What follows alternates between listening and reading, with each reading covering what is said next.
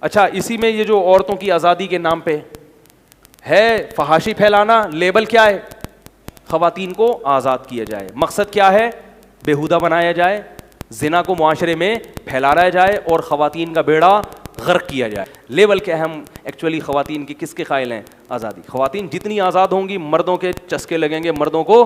اب دیکھو، اگر میں خواتین کو آزاد کر دوں، بولوں یہاں کے اپنی مرضی سے بیٹھیں آپ، کوئی برقع پہننے کی اجازت نہیں ہے آپ کو، ہم لبرل لوگ ہیں، سب لبرل ہیں، آئیں، پورا محلہ آ جائے گا. کیا خیال ہے؟ اور میں بھی شاید کبھی ناغہ نہ کروں، سارا محلہ آئے گا، سب بیٹھیں گے. انگلش لینگویج سینٹر جو آج کل چل رہے ہیں نا، یہ کوئی بھی لینگویج سینٹر ہو، میں نے لوگوں سے پتا کیا، وہ کہتے ہیں اگر ہم صرف لڑکوں کا کھولتے ہیں نا، لڑکیاں نہیں آتی ہیں، تو وہ سینٹر تھوڑے دنوں میں بند ہو جاتا ہے. کیونکہ لڑکیوں کے ایڈمیشن تو ہوتے ہیں اس میں، لڑکوں کے نہیں ہوتے. کیا مطلب؟ لڑکیوں کو آزادی دینے سے مزے کس کو آ رہے ہیں؟ لڑکوں کے. اسلام کہتا ہے لڑکوں کو اتنے مزے نہیں دلاؤ، ان کو کہو اگر عورت کو حاصل کرنا ہے تو اس کے ابا سے رشتے کی بات کرو اپنی ذمہ داری پہ، کیونکہ اگر تم بالکل اہل نہیں ہوئے تو پٹو گے. ایک آدمی گیا نا کسی دوسرے کے گھر، وہ بالکل لڑکی کے اسٹیٹس کا تھا ہی نہیں نا، بہت ہی کوئی تعلیم میں بھی کم، خاندان میں بھی کم، اور شکل و صورت میں بھی گھٹیا تو نہیں کہنا چاہیے، یعنی کمتر، گھٹیا کا لفظ نامناسب ہے، کمتر تھا. تو وہ چلا گیا کسی بہت ہائی ایجوکیٹڈ لڑکی سے، ہائی پروفائل لڑکی سے نکاح کا پیغام دینے کے لیے. لڑکی کے ابا کو غصہ آ گیا، تو اپنی اوقات دیکھ. طبیعت سے دھون دیا اس نے، تو شرم نہیں آتی؟ طبیعت سے دھونا تو اپنے کپڑے جھاڑتے ہوئے کہہ رہا تھا اچھا تو پھر میں انکار ہی سمجھوں. اچھا تو پھر میں کیا سمجھوں؟ انکار ہی سمجھوں.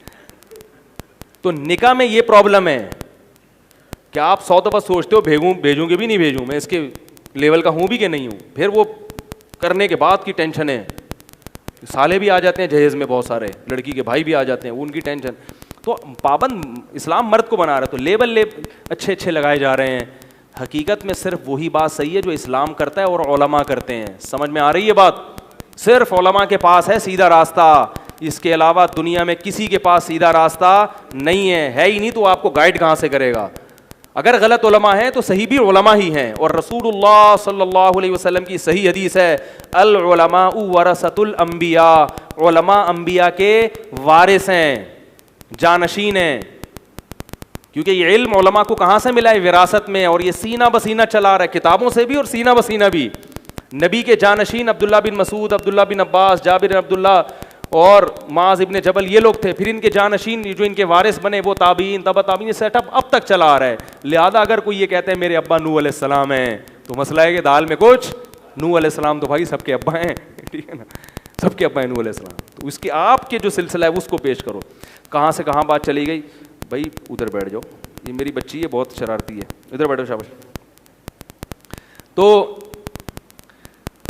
جلدی سے میں بات کو سمیٹتا ہوں. میں کہہ رہا تھا 2 چیزیں انسان کی ایسی ہیں جو صفات ہیں. نمبر 1، وہ کیش کو ترجیح دیتا ہے، کیش تھوڑا بھی ہو اور ادھار زیادہ بھی ہو تو چاہتا ہے کہ کیش مل جائے. تبھی کیش پہ چیزیں سستی ہوتی ہیں اور ادھار پہ